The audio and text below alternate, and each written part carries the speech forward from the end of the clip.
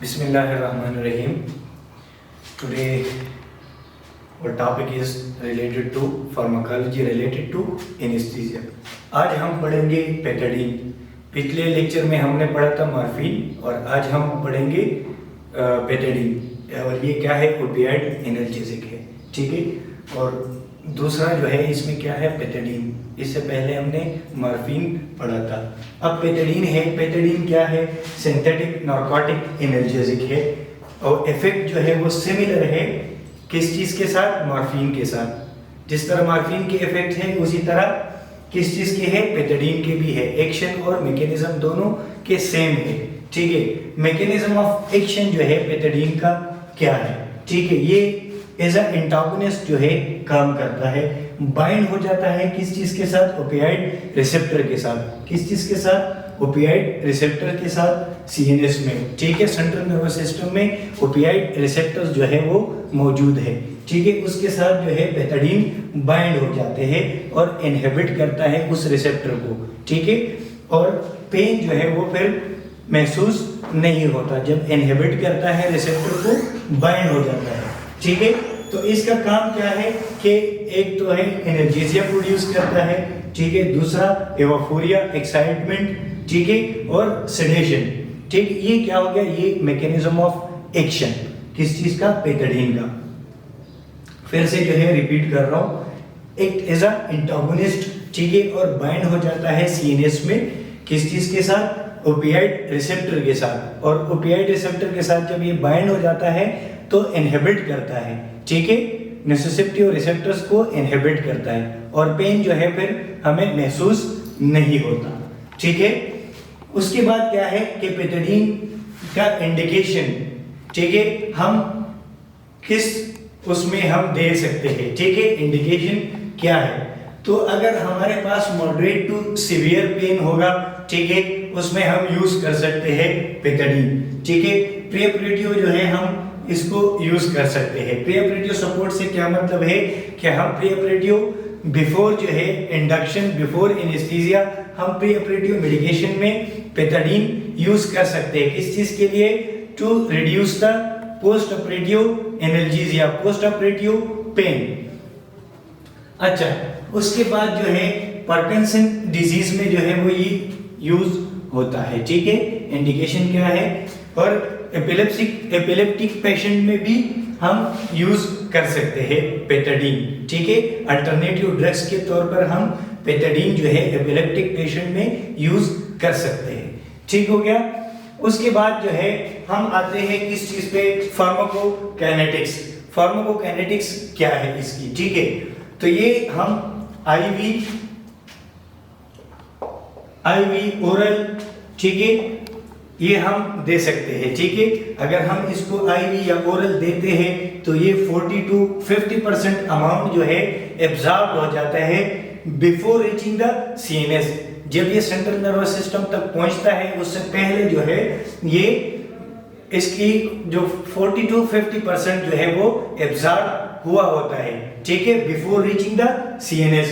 और इसकी मेटाबॉलिज्म जो है या एलिमिनेशन किस चीज के थ्रू होता है, किडनी थ्रू. यूरिन जो है इसकी क्या होती है, एलिमिनेशन. बॉडी से एक्सक्रीट होता है थ्रू यूरिन. ठीक है. 50 to 40% जो है ये क्या एब्जॉर्ब होता है बिफोर रीचिंग द सीएनएस. ठीक है. और ये इसकी मेटाबॉलिज्म और एलिमिनेशन जो है वो थ्रू किडनी, ठीक है, और यूरिन के थ्रू जो है बॉडी से एक्सक्रीट होता है. ठीक हो गया.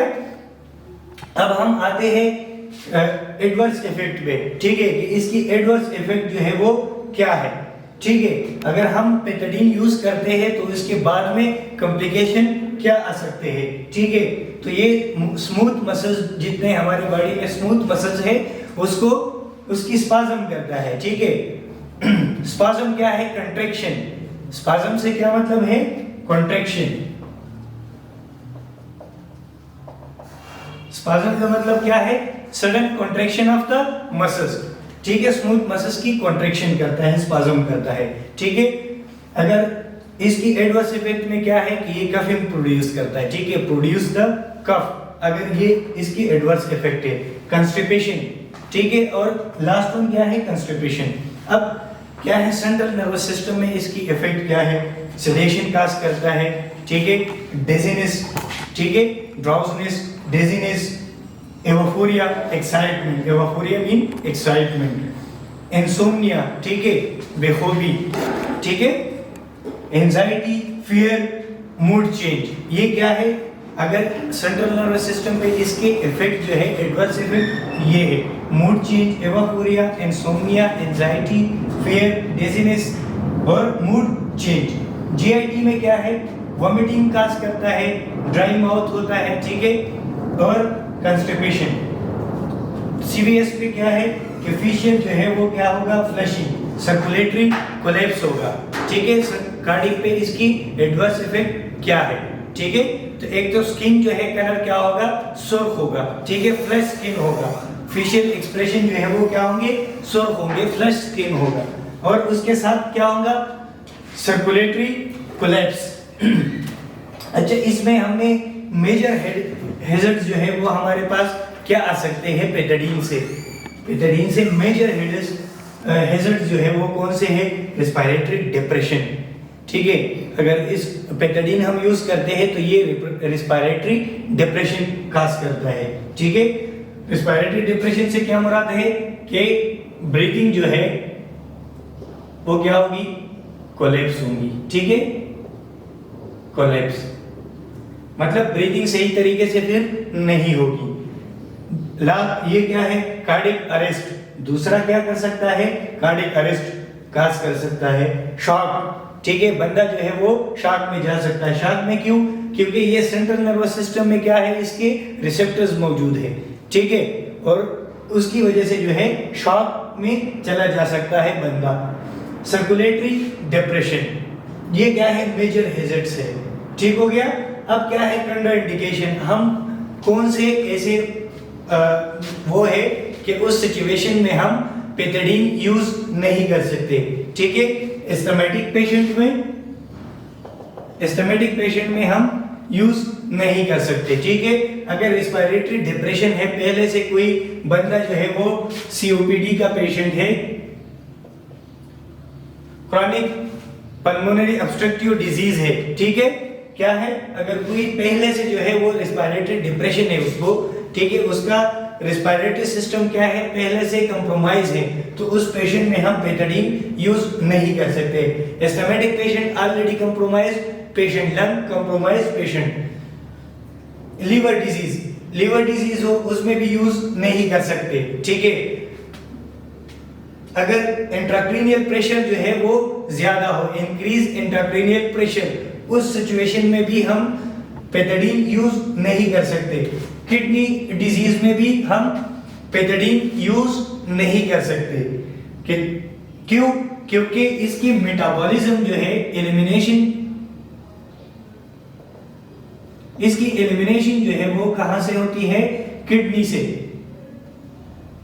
किडनी और यूरिन की थ्रू जो है इसकी एलिमिनेशन बॉडी से होती है। और अगर सुप्रा वेंट्रिकुलर टेकिकार्डिया हो, ठीक है, क्या, supra ventricular tachycardia. So that's all. अगर कोई क्वेश्चन हो तो आप लोग जो है वो